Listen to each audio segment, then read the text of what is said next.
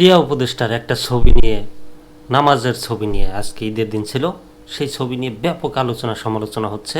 এই যে ইমামের পাশে দাঁড়িয়ে কেন নামাজ পড়লেন সেই বিষয়টি জানা গেল অবশেষে। কালবেলার খবর বিস্তারিত পড়ব। ইমামের পাশে উপদেষ্টা আসিফের নামাজ আদায় জানা গেল কারণ। রাজধানীর বাংলাদেশ চীন মৈত্রী সম্মেলন কেন্দ্রের পাশে পুরনো বাণিজ্য মেলার মাঠে এবার ঈদুল ফিতরের নামাজের আয়োজন করে ঢাকা উত্তর সিটি কর্পোরেশন। সোমবার 31 মার্চ সেখানে ঈদুল ফিতরের নামাজ আদায় করেন যুব ক্রিয়া উপদেষ্টা আসিফ মাহমুদ সজীব ভুইয়া।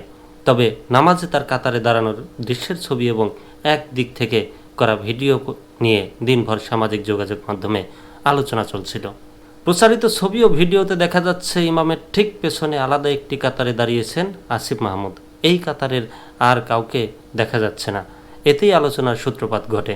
এদেরই অনেকেই বলছিলেন যে উপদেষ্টা, এটা হচ্ছে উপদেষ্টা কাতার। তো অনেকেই বিভিন্ন সমালোচনা করেছেন।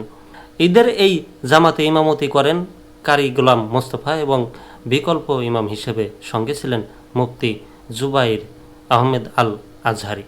বিষয়টি নজরে এসেছে তথ্য যাচাইকারী প্রতিষ্ঠান রিউমার স্ক্যানারের।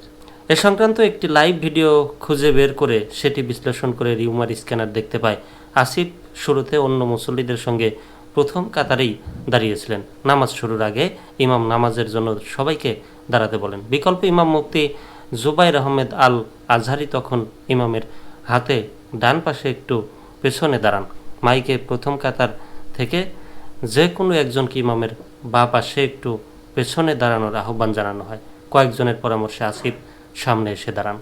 ভিডিও দেখে নিশ্চিত হওয়া গেছে আসিফ শুরুতেই নতুন কাতারটিতে এসে দাঁড়াননি, ইমামের আহ্বানে এবং পরে অন্যদের পরামর্শে এসে দাঁড়ান। এমনটি কেন করা হলো সে বিষয়ে জানতে রিউমার স্ক্যানার কথা বলেছে বিকল্প ইমাম আসিফের সঙ্গে একই কাতারে দাঁড়িয়েছিলেন মুফতি জুবাইর আহমেদ আল আজহারির সঙ্গে।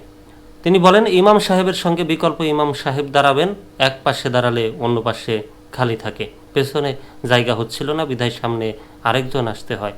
তখন প্রশাসক উপদেষ্টাকে সামনে আসার অনুরোধ করেন, তখন উনি সামনে আসেন। দু একটা কমেন্ট পড়তে চাই। বেলাল আহমেদ কমেন্ট করেছেন, ভাই নতুন ফতোয়া, বাঙালিরা আর কথা খাওয়াবে। মনোয়ার আলী লিখেছেন, ব্যাখ্যা শুনে বড়ই প্রীত হলাম। এর আগেও লক্ষ কোটি ঈদ জামাত হয়েছে, এমন ব্যবস্থা কখনো শুনিনি বা দেখিনি। সিদ্দিক রহমান কমেন্ট করেছেন, এই ফতোয়া পার্টিকে সাইজ করা হোক। বাংলাদেশে মনে হয় এই বছরই কেবল ঈদের নামাজ হচ্ছে। উনি বড় মাপের মানুষ, তাই কারো পাশে দাঁড়ালে মানহানি হতে পারে, তাই মনে হয়। হারুন রশিদ মোল্লা লিখেছেন, দ্বিতীয় ইমামকে প্রথম ইমামের পাশে দাঁড়াতে এই প্রথম দেখলাম। বাংলাদেশে ফতোয়ার কমতি নেই। গোলাম রাব্বানি লিখেছেন, নতুন বাংলাদেশ, নতুন হাদিস, নতুন নিয়ম। তিনি হয়তোবা বিদেশে থাকেন, বাংলাদেশ লিখতে গিয়ে বাংলাদেশ লিখে ফেলেছেন। যাই হোক, বুঝে নিতে হবে যে তিনি বাংলাদেশ বলতে চেয়েছেন।